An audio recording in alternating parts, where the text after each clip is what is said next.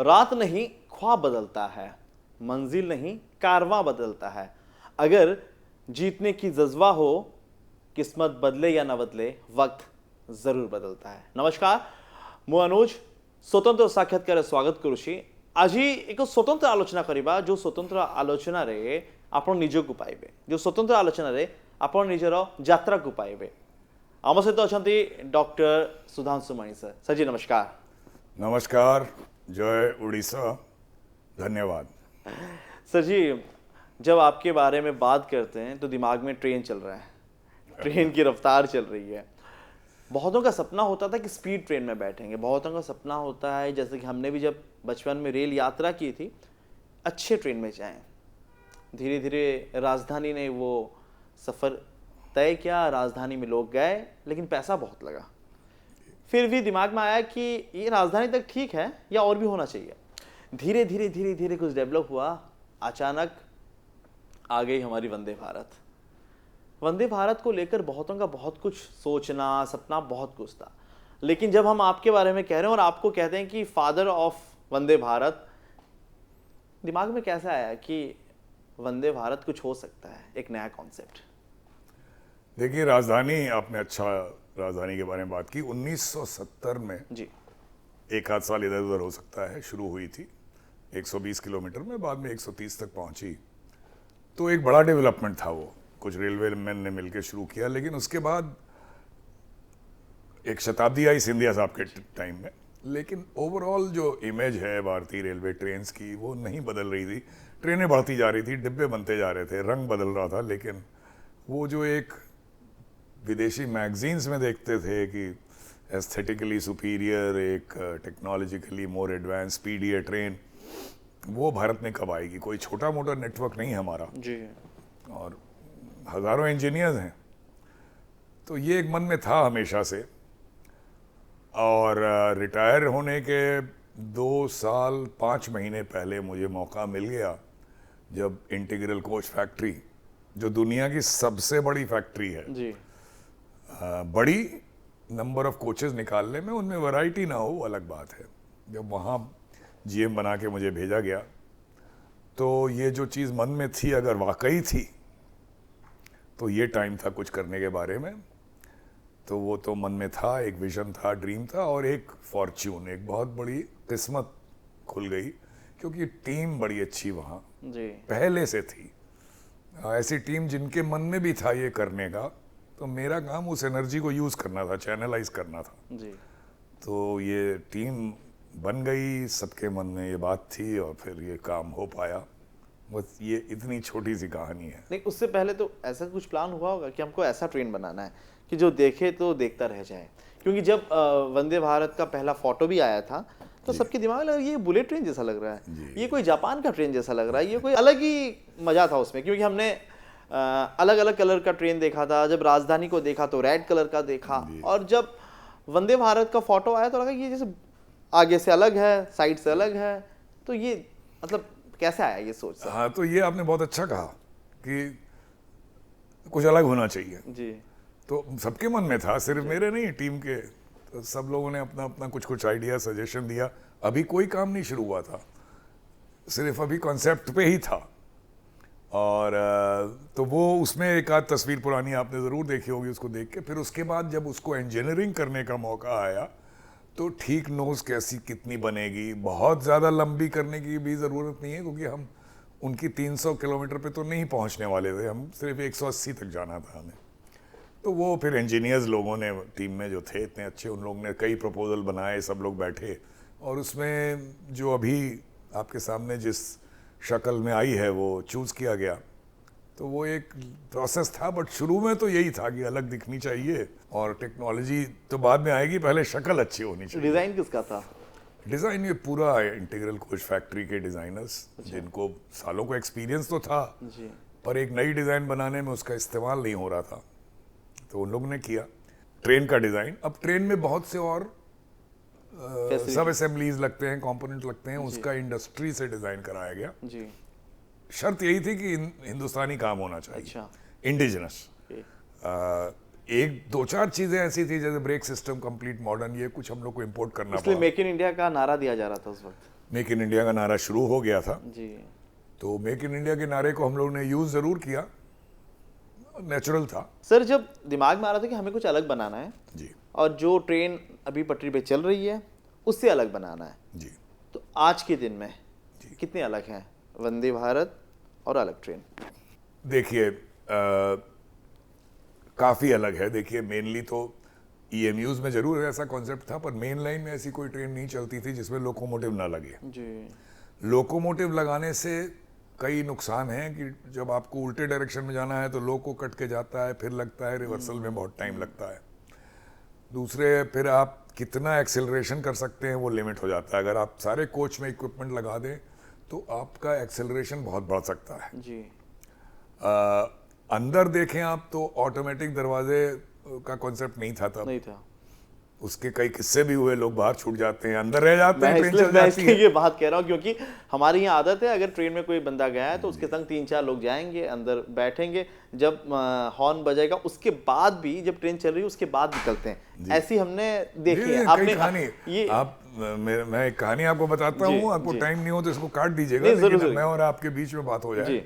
एक साहब भोपाल स्टेशन पे थे, उनको जाना था हैदराबाद, उनकी ट्रेन अभी नहीं आई थी, तब तक दूसरे प्लेटफॉर्म पे वंदे भारत आ गई। जी तो उनको टॉयलेट जाना था, तो उन्होंने कहा ठीक है ट्रेन बगल में खड़ी है, इसी में चले जाते हैं। तो वो बेचारे टॉयलेट में गए, तब तक दरवाज़ा बंद हो गया और ट्रेन चल दी।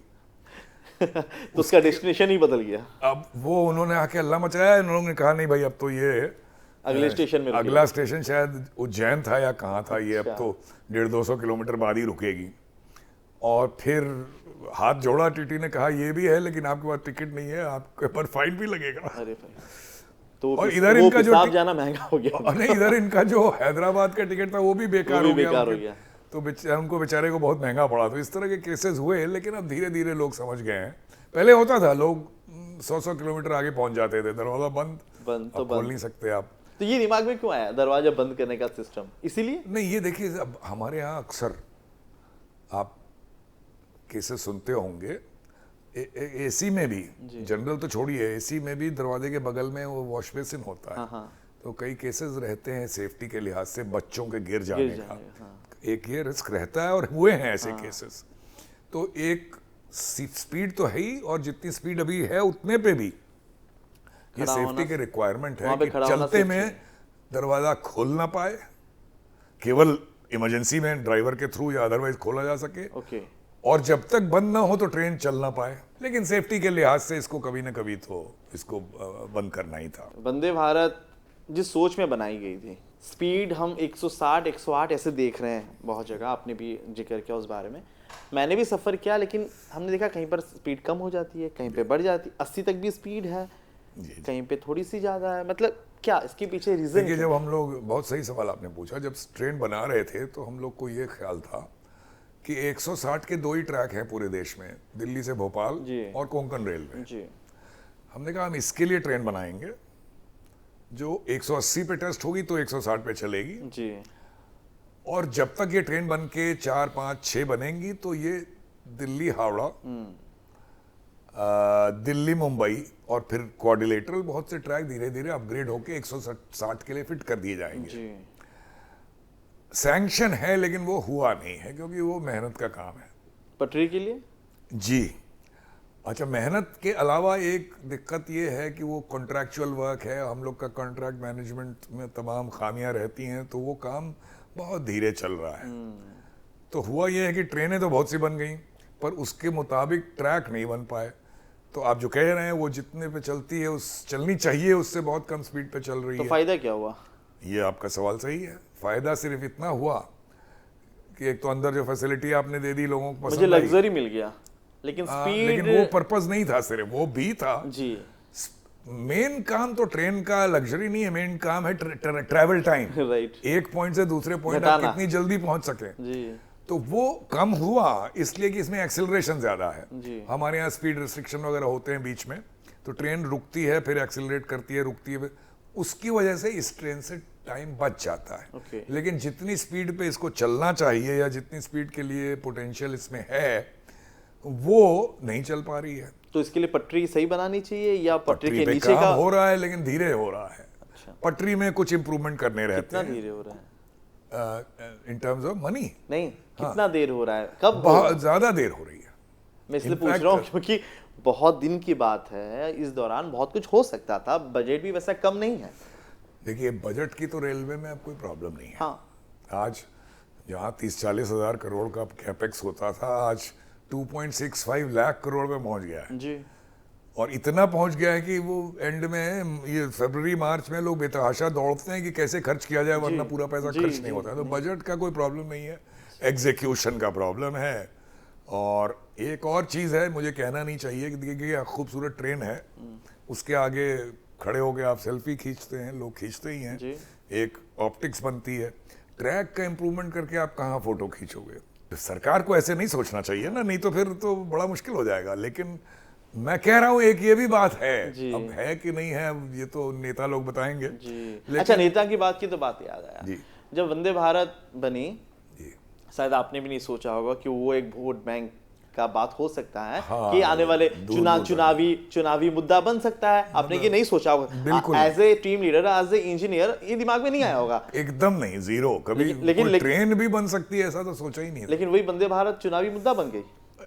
मतलब भारतीय जनता पार्टी ने उसको काफ़ी यूज़ किया, तो उस पर ज़्यादा मैं क्या कमेंट करूं। लेकिन मैंने कभी नहीं सोचा था कि एक ट्रेन भी एक चुनावी मतलब एक प्लस पॉइंट के लिए यूज़ की जा सकती है, purely from selfish point of view. क्योंकि हमारी टीम और मेरा प्रोडक्ट था, आज अगर प्रधानमंत्री उसमें इतनी वैल्यू देख रहे हैं तो हमारे लिए तो अच्छी बात है। और अगर प्रधानमंत्री इतनी वैल्यू नहीं देखते होते तो अब ये भी मुझे कहना नहीं चाहिए, वरना हमारे रेलवे में इतनी बाबूगिरी है कि ये इतनी ट्रेन कभी नहीं बनती। लेकिन ये जो इतनी बन रही है सिर्फ इसलिए बन रही है कि मोदी जी का प्रेशर है कि और बनाओ, वरना ये तो बहुत मतलब मुझे नहीं लग रहा महेश जी कि प्रेशर किस जगह है, क्योंकि जब ये बनी थी अब तक बहुत साल बीत चुका है और हम सिर्फ चेयर में ही बैठ के जा रहे हैं। सोने की व्यवस्था हो जाएगी, स्लीपिंग की व्यवस्था हो जाएगी। तो आपको नहीं लग रहा कि अगर प्रेशर हो भी तो प्रेशर अलग जगह हो रही है, सही जगह नहीं हो रही है? आपने तो एकदम वही बातें आप कर रहे हैं जो मैं कहता रहता हूँ एकदम। आपके दिमाग में ये बात नहीं आई? नहीं, मैं आपको सुनिए, तो जब हम बना रहे थे तो हमें पता था कि भाई ये शताब्दी की जगह चलेगी। इसका किराया 30% ज्यादा होगा, लोग जाएंगे क्योंकि ट्रेवल टाइम कम हो रहा है, नॉवेल्टी है। लेकिन जब 30-40 हो जाएंगी तो आपको ऐसा सेक्शन नहीं मिलेगा जिसमें आप अच्छे ऑक्यूपेशन के चला पाए के साथ। इसलिए आप अभी से, मैं 2018 एंड की बात कर रहा हूँ, स्लीपर वर्जन बनाना शुरू कर दीजिए। हम लोगों ने हल्का पुल्का काम शुरू किया था, लेकिन वो बीच में रोक दिया गया। जब ट्रेन का प्रोजेक्ट ही रुक गया, वो भी रुक गया। तो अल्टीमेटली 2022 में आ जाना चाहिए था, जैसे ही इनकी 30-40 ट्रेन हुई, लेकिन नहीं आया। तो अब आज ये नौबत हो गई है कि कुछ सेक्शन में तो बहुत ही खराब क्लाइंटेल है। अगर आज 80 चल रही हैं तो उसमें कम से कम 25 ऐसी हैं जिसमें पुअर क्लाइंटेल है, जहां पे लोग उतना पैसा नहीं देना चाहते इस ट्रैवल के लिए। लेकिन जिस दिन आपका स्लीपर वर्जन आएगा और उसमें अगर आप अच्छी टाइम टेबलिंग से 2 से 3 घंटा काट लेंगे, से दिल्ली से हावड़ा या दिल्ली से मुंबई, तो बहुत लोग हैं जो अभी 5 बजे बैठते हैं, 9:30 उतरते हैं। वो अगर उनको मिल गया कि 7 बजे बैठो और 8 बजे पहुंचो, तो वो प्लेन के बजाय ट्रेन से जाएंगे। तो इसकी अच्छी पॉपुलैरिटी होगी। लेकिन इसके लिए बहुत देर हो रहा है। अब देर तो हो चुकी है, लेकिन एक बन गई है फाइनली। वो कब आएगी सामने, रोज सुन रहे हैं कि आने वाली है। एक और बात है, आप अक्सर सुनते होंगे, मैं नाम नहीं लूंगा, कि ये एकदम वर्ल्ड क्लास ट्रेन बन गई है। और कुछ तो कभी तो बुलेट ट्रेन से भी कंपेयर करते हैं लोग। देखिए, आदमी को ग्राउंडेड होना चाहिए और अपनी नब्ज पहचाननी चाहिए। हमने अच्छा काम किया, हमको उसका गर्व है, देशवासियों को गर्व है, लेकिन हम वर्ल्ड क्लास नहीं हो पाए। हम वर्ल्ड क्लास से नियर वर्ल्ड क्लास पहुंचे। अभी हमें वर्ल्ड क्लास पहुंचने के लिए और काम करना है। वो अगर हम पहले से ही इसको वर्ल्ड क्लास बोलेंगे तो वो इंप्रूवमेंट नहीं होगा, नहीं हो पाएगा। और दूसरी चीज, 1964 में 210 किलोमीटर की ट्रेन शिंकानसेन पे बुलेट ट्रेन चली। 2018 में आप चला रहे हैं 180 की। हम बहुत पीछे हैं। आपको बुलेट ट्रेन से कंपेयर नहीं करना चाहिए अपने को। आप ये एक ऐसा घमंड, ये एकदम एम्प्टी घमंड है। आप बुलेट ट्रेन बनाइए और फिर कंपेयर करिए। तो बुलेट ट्रेन बनाने के लिए आप कुछ नहीं कर रहे हैं, इसको इम्प्रूव करने के लिए नहीं कर रहे हैं, लेकिन आप कह रहे हैं कि वर्ल्ड क्लास बन गई है, अच्छी बात नहीं है। इसी मसले पे आता हूँ, इम्प्रूव के बारे में। जी 2018-19 में जो सपना, जो योजना बनाई गई थी या जो सोच था वंदे भारत को लेकर, बस वहीं पे खत्म हो गया या कुछ हुआ है? नहीं, देखिए, अच्छा, आपने आखिरी बार कब सफर किया था वंदे भारत में? नहीं, मैंने, आप ईमानदारी से पूछें, और उसमें कोई और रीज़न नहीं है, बस कोइंसिडेंस है शेयर। मैंने ट्रायल छोड़ के मैंने सफ़र नहीं किया है। अच्छा। तो उस एक तो मेरी एंगेजमेंट सारी दुनिया में, सारे भारत में, दूर दूर शहरों में, साउथ में ज़्यादा होता है। जी। तो अब समाउ फ्लाइट से ही जाते हैं। चलिए, हमारे इस इंटरव्यू के बाद आप सोचेंगे कि एक बार कुछ दूरी हो लेकिन वंदे भारत में फिर से सफर करें और जाने नजदीक से कि ये वही वंदे भारत है जिसकी परिकल्पना की गई थी? नहीं, ये आपने बहुत अच्छा कहा, ये तो मेरे बहुत दिन से माइंड में है और इंशाल्लाह होगा जल्दी। तो लेकिन ये नहीं कह सकते कि कुछ काम नहीं हुआ है भाई, रंग बदला है।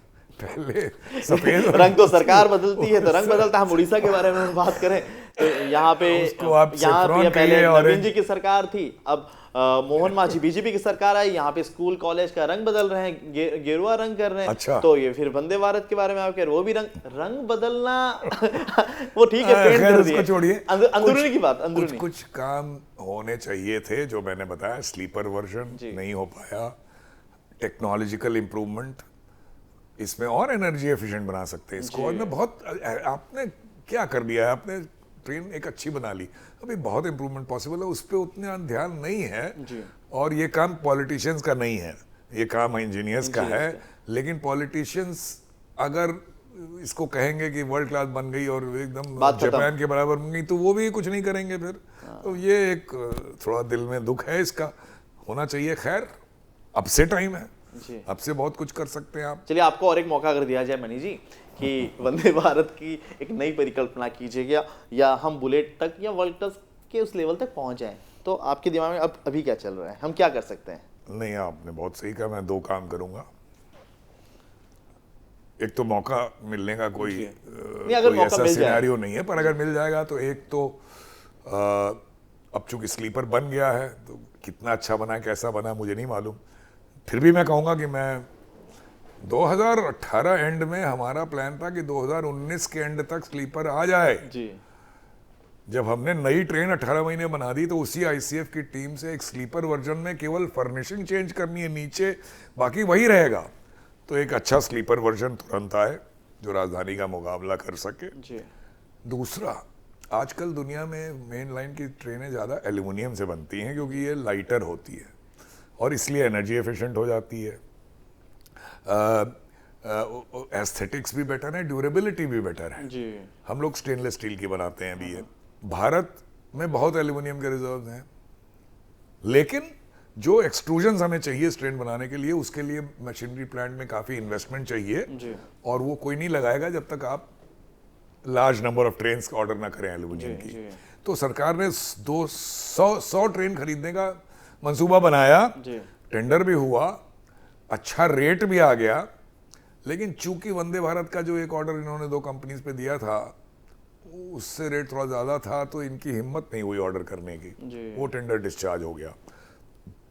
एल्यूमिनियम वंदे भारत मेरी प्रायोरिटी रहेगी कि 18 महीने बना के निकालो। अच्छा। हाँ, बिल्कुल जी। और हो सकता है ये। जी। लेकिन उसके लिए अच्छी टीम की जरूरत है। टीम के बिना तो कुछ नहीं हो सकता। जी। आप कहते हैं आपकी टीम में, बल्कि आपने कहा अगर बनाया जाए तो मैं कहूंगा जो मेरी टीम थी वो भी मुझे दे दीजिए। उसमें एक उड़िया भी थे, आप कह रहे थे। जी, देखिए टीम में जो की मेंबर थे, मैं जितना याद आता है बताता हूँ। उड़ीसा से डीपी दास जी थे, बिहार से शुभ्रांशु जी थे, आंध्र प्रदेश से श्रीनिवास जी थे, महाराष्ट्र से वावरे जी थे और मध्य प्रदेश से मनीष थे, बिहार से ही शशि थे। बहुत लोग ऐसे, हर चूंकि ये तो ऑल इंडिया मतलब सेंट्रल सर्विस है तो तरफ तरफ के लोग थे। अब चूंकि हम भुवनेश्वर में बैठे हैं और डीपी दास जी उड़िया हैं, तमिल भी बहुत अच्छी बोलते हैं। अच्छा। तो वो जो है, he was the main strength, design as well as keeping people motivated, उसमें माहिर आदमी है। और ऐसे और भी लोग थे, उनका एग्जाम्पल मैं इसलिए दे रहा हूँ क्योंकि आपने कहा है गुड़िया भी थे। जी। तो वो लोग थे अनुज जी, अगर इनमें से एक को भी कह दिया जाए कि इनके बिना आप ट्रेन बना दो तो मैं मना कर दूंगा। सुधांशु जी, एक बात आती है कि जब रेलवे के बारे में बात करते हैं आज के दिन में, आज के दिनों में एक्सीडेंट का नाम सामने आता है। आपने एक्सीडेंट आपने बालेश्वर का नज़ारा देखा होगा। मैं खुद गया हूँ वहाँ पे कवरेज करने के लिए, मैंने देखा है। करमंडल भी देखा था 2009 में जो हुआ था, फिर धीरे धीरे और भी एक्सीडेंट हमने देखे हैं। कवच के बारे में भी कोरमंडल थी, बालासोर वाले में इसमें भी थी। तो हम कवच के बारे में बहुत बात कर रहे हैं। बिल्कुल। आपके हिसाब से कैसे हम रोक सकते हैं इसको? बहुत अच्छा आपने सवाल पूछा। इसमें एक ऐसी बात मैं कहूँगा जो बहुत लोगों को नहीं पता होगी और उनको लगेगा कि मैं गलत बात कर रहा हूँ, पर अगर पेशेंटली सुन लें तो बड़ी इंपॉर्टेंट बात है। 10 से 15 साल पहले हर साल रेलवे एक्सीडेंट में औसतन 600 लोग मारे जाते थे। आज ये नंबर है 25 या 30। अगर बालासोर हटा दें, 292 वहां मर गए, उसको एबरेशन मांग रहा हूं। आप बालासोर अगर ले भी लें तो अगर 5 साल का एवरेज निकालेंगे आप तो फिर भी 100 के नीचे आएगा। सरकार बजाय ये कहने के कि एक्सीडेंट नहीं बढ़े हैं, लेकिन हाँ हम इससे खुश नहीं, हम इसको कम करेंगे, ये कहने के सरकार क्या कहती है कि सेबोटाज हो रहा है, टेररिस्ट आ गए हैं, मिसचिफ हो रही है। अरे मिसचिफ थोड़ी बहुत हुई होगी, उस मिसचिफ से गैस के सिलेंडर और साइकिल ट्रैक पे रखने से ट्रेन नहीं उलटती। लेकिन हमारे देश का माहौल ऐसा है कि हम लोग वो भी मानने लगते हैं। क्या होना चाहिए जो आपने कहा कि एक्सीडेंट कम हुए हैं, तो ये मत बोलिए कि एक्सीडेंट बढ़े हैं, लेकिन हाँ हम इसको जीरो पे ले जाना चाहते हैं। आंकड़े को ना देखकर जीरो पर जाएं। बिल्कुल, जीरो कैसे, और हमें जीरो में हमें ले जाने में हमारी मदद करिए। जीरो पे कैसे जाएंगे? दो चीज, आप बहुत चीजें हैं, दो मैं बोलूंगा। एक तो आप जो आपने कहा कवच जी, आप बात कर रहे हैं, ट्रायल कर रहे हैं, कवच कवच सब और सुन रहे हैं, लेकिन ग्राउंड पे 4 साल पहले जितना 1400 किलोमीटर था उससे 1 किलोमीटर बढ़ा नहीं है। तो ये तो बात ठीक नहीं है। आप बात करते हैं रोज, क्या आप 1 किलोमीटर ऐड नहीं कर पाए 4 साल में? पैसा भी है, पैसे की कोई कमी ही नहीं है। और दूसरा जो नहीं हो रहा है, मैं बालासोर के बाद से ही जहां मौका मिलता है, आपके जैसे लोग बोलते हैं तो मैं बोलता हूं कि ये AI का जमाना है जी, आर्टिफिशियल इंटेलिजेंस। हर स्टेशन पे एक डेटा लॉगर होता है, 8000 स्टेशन है। हर स्टेशन पे कौन सी ट्रेन किस सिग्नल पे कब आई, कितनी देर रुकी, पूरा ट्रेन का मूवमेंट सब डिजिटली अवेलेबल है और एक सर्वर पे जाता है। हर ट्रेन में, हर लोकोमोटिव में अपना माइक्रो प्रोसेसर है, कब ब्रेक लगा, कब कहाँ रुकी, कितनी स्पीड थी, किस पॉइंट, सब डिजिटली कैप्चर्ड है। ये दोनों अलग अलग सर्वर में इंफॉर्मेशन मौजूद है, इसको कोई कोलेट नहीं करता। ये सारी इंफॉर्मेशन पोस्टमार्टम के लिए यूज होती है। जब कोई एक्सीडेंट हो गया, निकालो डेटा, अच्छा क्या हुआ। ये वेल्थ है जो आपको यूज करना है to find out near misses. मेरा कहना है कि एक एक्सीडेंट के पीछे 1000 नियर मिस होते हैं। अगर आप नियर मिस पे काम शुरू कर दो तो एक्सीडेंट नहीं होंगे। तो ये काम शुरू होना चाहिए, और ये मैनुअली पॉसिबल ही नहीं है। 8000 स्टेशन के डेटा लॉगर और 20,000 लोकोमोटिव और ट्रेन्स का माइक्रो प्रोसेसर, ये मैनुअली एनालाइज हो ही नहीं सकता। AI से हो सकता है। AI लगाइए, बढ़िया मॉडल बनेगा, 2 साल लगेगा बनने में। उसके बाद ऐसे अलर्ट्स आएंगे नियर मिस के, न्यूसेंस नहीं, रियल नियर मिसेस। मैं कहता हूं कि दिन के मान लीजिए 10 आए तो एक जनरल मैनेजर के हत्ते 2-3 दिन में एक पड़ेगा जी। अब उसके बाद वो उस पर पूरी स्क्रूटनी करे कि भाई ये क्यों हुआ, और हर 2-3 दिन पे ऐसा आते रहे और करता रहे। आप देखिएगा एक सेफ्टी कल्चर बनेगा और सेफ्टी जीरो की तरह हम बढ़ जाएंगे जी। लेकिन इस पे काम हो नहीं रहा है जी। आप AI का यूज सुनेंगे क्राउड कंट्रोल के लिए, यहाँ तक कि टॉयलेट में बदबू आ रही है कि नहीं उसके लिए भी AI का इस्तेमाल हो रहा है, जो मीनिंगलेस चीज़ है। लेकिन जो मतलब की चीज़ है इस पे नहीं हो रहा है। ये एक ताज्जुब की बात है, लेकिन उम्मीद है कब शुरू होगा, बहुत बहुत फायदा होगा। हम भी उम्मीद करते हैं कि सेंट्रल गवर्नमेंट, रेलवे डिपार्टमेंट इस बात पे जोर दे और समस्या का समाधान हो, जीरो कैजुअलिटी हो, किसी लोग की मौत ना जाए। बहुत बहुत शुक्रिया सर हमसे बात करने के लिए, अपने दिल की बात करने के लिए। हम भी आशा रखते हैं कि आने वाले दिनों में आपको एक और अच्छा मौका मिले और कुछ देखे ये भारत। स्वतंत्र और साक्षात्कार को टॉक शो। नमस्कार।